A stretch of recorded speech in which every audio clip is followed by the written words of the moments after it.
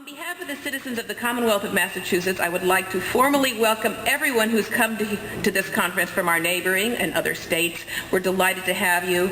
Joe Thompson, as always, you are the host with the most in this fantastic example of creative economy. MassMocha is a driver of the economy here in North Adams, but it's also a wonderful example of the essential partnership of the public and private sector.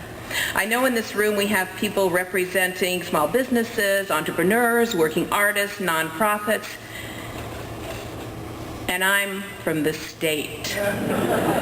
So what's the role of the public sector in all of this? Well, I tend to think that we have a pretty important and crucial role, the public sector. I'm going to, well, he just left the room. I was going to point to the man who was just sitting right there. Mayor Roberto of Pittsfield is an example of when the public sector steps up, when an elected official steps up and provides leadership in the creative economy of his community. He actually ran on the arts and culture in his campaign. That makes a big difference.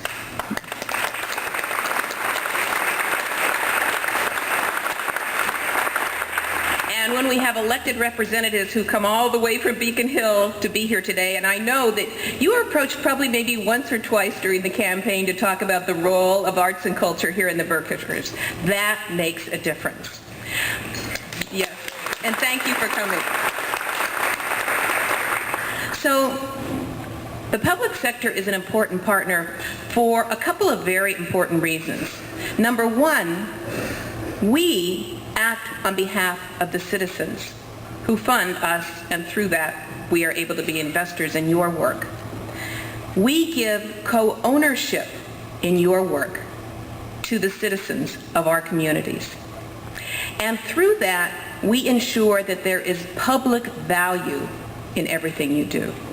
Now, when we use words like the economy or the creative economy, that usually means that we're going to have to collect some data, count return on investment, figure out, how many taxes are generated, how many wages are generated, how many people are working in this thing we call the creative economy as we make a case for it to our authorizers.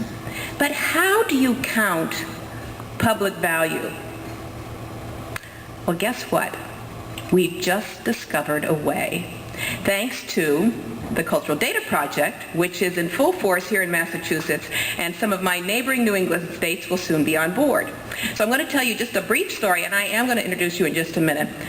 I really want you to hear this story. That's why I'm telling it first.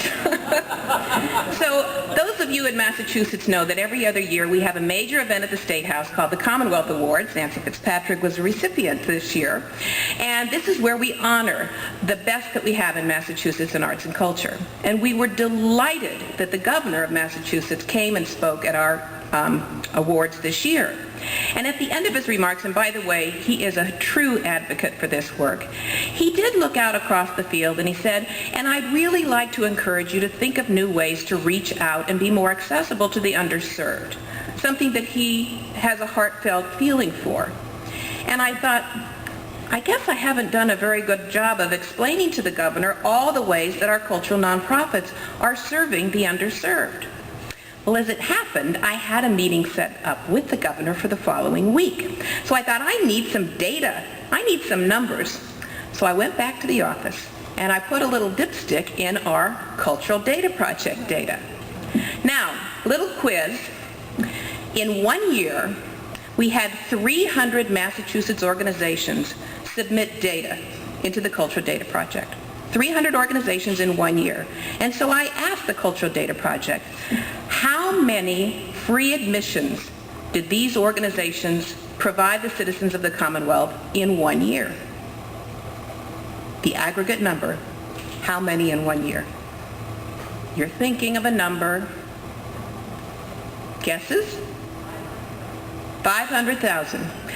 Good guess, but the answer is more than 17 million.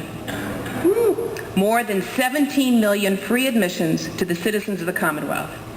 And when you think of the relatively small investment that we make through the Massachusetts Cultural Council into our organizations, that is enormous leverage, and that is huge public value. And that is why we are at the table with you in your work.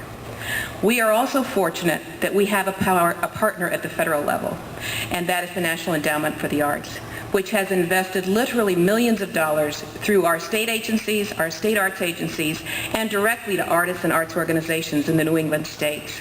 And I can't imagine anyone better to be coming here to speak now than someone who, by the way, came up with this fabulous turn of a phrase, artworks, which has so many different meanings.